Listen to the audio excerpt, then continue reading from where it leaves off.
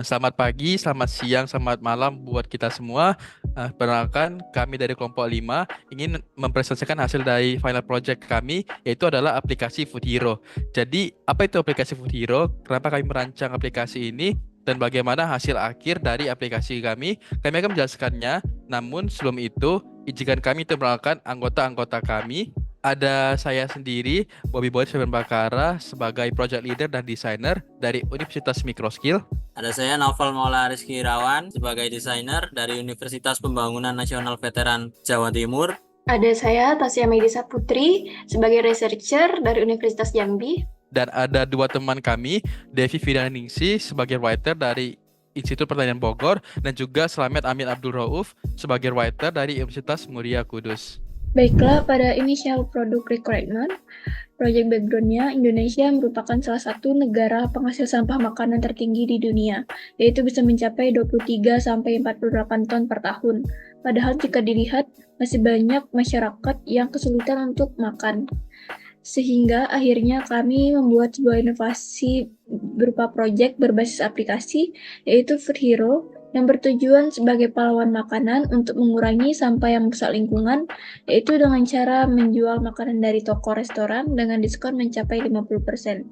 Adapun tantangan yang kami hadapi, yaitu ternyata di lapangan masih banyak masyarakat, khususnya anak muda, yang kurang peduli terhadap lingkungan, terutama ragu dalam membeli makanan sisa yang masih layak konsumsi. Dalam menyelesaikan proyek ini, kami menerapkannya ke dalam sebuah metode design thinking dengan 4 tahapan proses, yaitu empathize, define, ideate, dan prototyping. Baiklah, pada fase empathize, kami berfokus membangun rasa empati apa saja yang menjadi pain point dan permasalahan dari user. Sini terdapat hipotesis and goals, participant kriteria, dan conduct interview. Di sini kami telah menyusun terdapat 5 hipotesis yang akan kami buktikan. Yang pertama, ingin mengurangi sampah makanan yang berdampak terhadap lingkungan. Yang kedua, sangat sulit mendapatkan makanan dengan harga yang murah. Yang ketiga, sulit menemukan makanan sisa yang mereka inginkan karena ketersediaan tidak konsisten. Yang keempat, ragu terhadap kualitas makanan sisa walaupun masih layak jika dikonsumsi.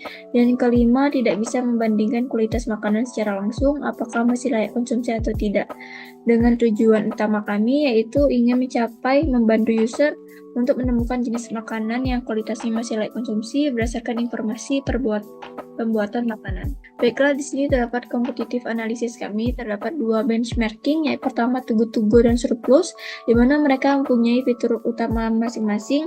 Dengan hal kekuatannya, mereka sama-sama menyediakan makanan yang tidak laku terjual tapi masih layak konsumsi dengan harga yang lebih murah. Dan kelemahannya, kedua aplikasi ini hanya tersedia pada beberapa kota saja. Adapun partisipan kriteria yang telah kami tentukan berusia 18-30 tahun dengan demografi seorang mahasiswa atau pekerja yang tinggal sendiri di kos ataupun tidak, dengan kebiasaan mereka yang tidak sempat memasak dan sering atau pernah membeli makanan di luar secara online maupun offline, dan mereka suka dengan penawaran harga yang murah. Pada tahap conduct interview, kami melakukan pengumpulan data dengan mewawancarai 5 user berdasarkan research plan dan partisipan kriteria yang telah didefinisikan. Untuk dokumentasi lebih lanjut, bisa klik link di sini. Baiklah, pada tahap kedua, yaitu define, di sini kami berfokus untuk menemukan solusi dari permasalahan yang telah dikumpulkan sebelumnya. Di sini terdapat user problem validate, yang kedua membuat affinity diagram, user persona, user journey map, canvas, serta information architecture. User problem validation, berdasarkan hasil interview, terdapat 2 hipotesis yang penggunanya setuju semua, sedangkan hipotesis ketiga, sulit menemukan makanan sisa yang mereka inginkan karena ketersediaan tidak konsisten. Itu ada 3 user yang setuju, ragu terhadap kualitas makanan sisa walaupun masih layak jika dikonsumsi, itu hanya 2 user. Dan yang terakhir, tidak bisa membandingkan kualitas makanan secara langsung, apakah masih layak konsumsi atau tidak, itu juga hanya 2 user. Hasil dari brainstorming kami menghasilkan 2 affinity diagram. Yang pertama ada impulsive shopper, di mana trigger utamanya mereka memesan makanan online karena voucher diskon, dan untuk lebih jelasnya bisa lihat link di sini. Yang kedua yaitu ada affinity diagram functional shopper dengan trigger utamanya dikarenakan pertimbangan dari kualitas makanan yang dijual. Kemudian untuk lebih jelasnya dapat lihat di link berikut. Dan ini adalah user persona dari Impulsive Shopper, di mana di sini ada Mala, seorang fresh graduate, mempunyai user needs keinginan menggunakan sebuah aplikasi yang menjual makanan murah dari harga biasanya. Dengan pain point-nya, voucher diskon sering tidak bisa digunakan. Berikutnya di sini ada user persona functional shopper, yaitu ada Rafif, seorang mahasiswa mempunyai user needs menggunakan aplikasi penjual makanan ramah lingkungan untuk mengurangi sampah makanan, namun makanan tersebut masih bagus kualitasnya. Dan pain point utamanya takut ketika membeli makanan ternyata kurang fresh. Setelah dilakukan proses How Might We, kami meringkas semuanya ke dalam Customer Journey Map yang berisi actions user saat menggunakan aplikasi memesan makanan sampai pesanannya selesai, serta touch point dan pain point apa saja yang akan dirasakan oleh user di setiap stepnya. Untuk lebih jelasnya dapat dilihat link di sini. Berikutnya juga ada Hook Canvas, yaitu untuk menciptakan kebiasaan pelanggan menghubungkan masalah dengan solusi. Ada trigger internal, yaitu untuk membantu pedagang dan pembeli agar lebih ramah lingkungan.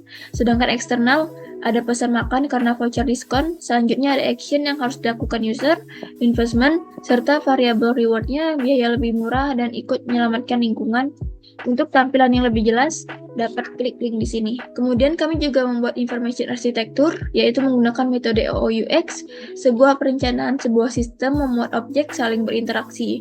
Terdapat 4 navigasi bar dengan jumlah 11 tampilan halaman pada aplikasi Food Hero ini, yaitu ada halaman produk, restoran, keranjang, search, voucher, pemesanan, pembayaran, pengiriman, ulasan, chat, dan profil. Dan untuk lebih jelasnya lagi bisa klik link di sini. Fase ide atau bisa dibilang fase design thinking. Pada fase ini, kami memberikan berbagai ide, mengumpulkannya, dan merealisasikannya. Pada fase ini terdapat 5 tahap. Pertama yaitu collaboration ideation. Kami melakukan brainstorming secara online untuk mencari ide dalam menjawab kemungkinan fitur How Might We yang telah kami tentukan. Lebih jelasnya bisa klik di sini. Setelah itu, kami lanjutkan pada Crazy Egg, yaitu kami membuat tampilan kasar dari ide kami sebelumnya dengan waktu yang singkat. Lalu kami melakukan voting, tampilan mana yang akan digunakan pada desain aplikasi kami. Lebih detailnya bisa klik di sini juga. Setelah itu, kami lanjutkan wireframe, di mana kami membuat bentuk digital dari tampilan kasar Crazy Egg kami, yang dimana akan dipergunakan pada lo-fi kami. Lebih jelasnya bisa klik di sini juga. Untuk tone of voice, kami memilih empathetic dan friendly. Untuk empathetic, kami memilihnya karena kami ingin terlihat peduli terhadap user. Lalu friendly, kami memilihnya karena memang kami ingin memiliki hubungan komunikasi tidak terkesan formal dan lebih akrab. Selanjutnya, untuk brand color, kami memilih warna merah rose atau dengan hex code ED0045. Di sini, warna yang kami pilih memiliki makna kreativitas dalam pembuatan tampilan desain. Yang kedua, inovasi. Kami di sini merenovasi dengan memfasilitasi restoran menjual makanan sisanya secara online. Dan yang terakhir, kesegaran adalah bermakna kami berupaya menjamin kesegaran makanan walaupun merupakan makanan sisa. Nah, di tahap terakhir tuh ada prototype phase, di mana kami membuat copywriting-nya, desain sistemnya, dan juga hi-fi desainnya. Nah, di tahap copywriting ini adalah tahap penulisan teks di dalam user interface yang sudah dibuat. Jadi di copy review ini, kami menambahkan penulisan teks di semua page, di semua halaman yang sudah kami tambahkan, baik di dalam microcopy-nya, yaitu di button, di instruksi, ataupun di card-nya, menggunakan bahasa yang sesuai dengan tema dari aplikasi kami. Contohnya di onboarding ini kami ada tersedia copy A dan copy B, dan kami menambahkan copy A sebelah kiri karena bahasa dipakai itu lebih cocok untuk tema yang sesuai dengan aplikasi kami. Nah, ada design system. Yang pertama itu ada color palette atau warna yang kami pakai. Itu ada primary, warna utama yang warna merah rose yang sesuai dengan warna base kami. Ada secondary yang warna merah rose-nya lebih gelap, dan juga ada warna netral yang lebih ke abu-abuan. Dan ada warna additional juga, ada warna hijau dan warna kuning. Di sesi lain ada juga font yang kami pakai, itu adalah font Poppin, ada grid yang kami pakai, ada kolom, dan juga ada beberapa komponen yang kami tambahkan, komponen custom, dan juga ada icon, beberapa icon yang kami tampilkan di sini yang sudah kami pakai ke dalam hi-fi kami. Nah, dan ini adalah tampilan dari high fidelity design kami. Beberapanya contoh seperti di onboarding screen seperti ini, ada di halaman pesanan seperti ini, dan juga di halaman chat dan profil seperti ini. Ada beberapa halaman lagi yang tidak bisa kami tampilkan karena terlalu banyak, jadi sudah tersedia di link yang sudah kami tampilkan di slide. Jadi kita akan masuk ke dalam tahap prototype-nya. Oke, ini adalah tahap dari prototype dari aplikasi kami. Di awal-awal akan ada splash screen sebentar, dan kemudian masuk dalam halaman onboarding, ada login dan daftar sebagai pengguna baru. Kita contohkan login, ini adalah tampilan dari login, dan tampilan buat daftar akun ada seperti ini. Kita contohkan untuk daftar, maka ada loading screen sebentar, dan juga akan ada notifikasi bahwa akun masih dibuat. Kita klik lanjutkan, ini adalah ada notifikasi untuk menaktifkan lokasi kita. Kita klik nanti saja, dan ini adalah tampilan dari halaman utama dari aplikasi yang kami buat. Itu adalah Food Hero, ada search bar, ada keranjang, ada yang disukai, ada voucher code, ada poin code, ada banner, ada kategori makanan, juga ada restoran populer. Di bawahnya ada navbar, beranda, pesanan, chat, dan profile. Kita contohkan buka keranjang, maka ada tampilan ini, bisa kita check out, bisa kembali lagi di tampilan search, di tampilan like ada di sini, bisa kita buka restoran yang kita sukain, dan ada search bar di sini, ada di pencarian, kita bisa klik, maka ini adalah tampilan restoran yang ketika kita cari, kita bisa buka, kita bisa kembali lagi ke dalam homepage-nya. Nah, di homepage ini kita akan langsung masuk ke dalam user flow pembelian makanan. Contohnya itu kita memesan makanan dari restoran populer. Kita buka restorannya, ini ada tampilan dari isi-isi makanan yang disediakan dan minuman, dan juga deskripsi dari restoran tersebut. Ada lihat ulasan, dan juga ada bisa lihat chat dari restoran tersebut.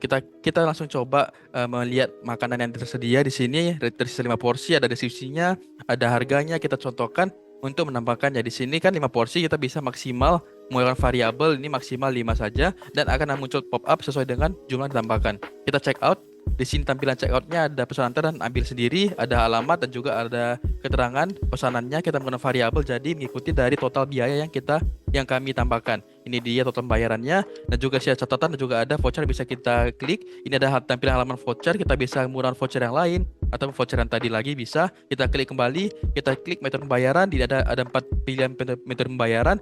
Kita klik pilih, maka ini adalah tampilan dari pembayarannya, ada totalnya. Dan kita konfirmasi, maka ada loading screen sebentar, notifikasi bahwa pembayaran telah berhasil. Ada script receipt, ada receipt sementara dari pembelian sudah berhasil tadi.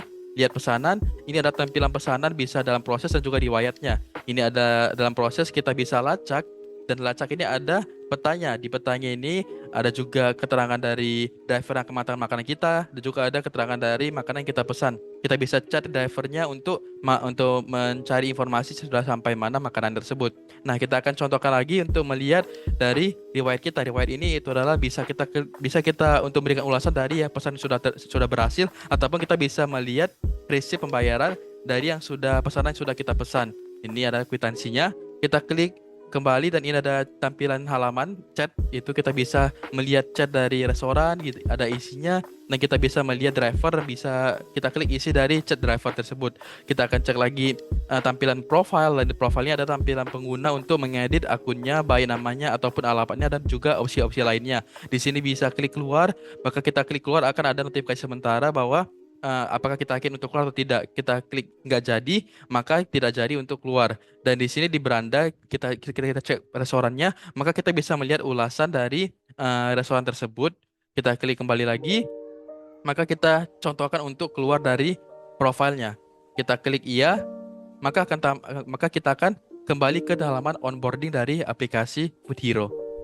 Jadi sekian dari hasil presentasi kami. Semoga materi yang kami sampaikan dapat dimengerti, dan mohon maaf jika masih banyak kesalahan di ucapan yang kami sampaikan atau ada beberapa materi yang masih kurang. Sekian dan terima kasih.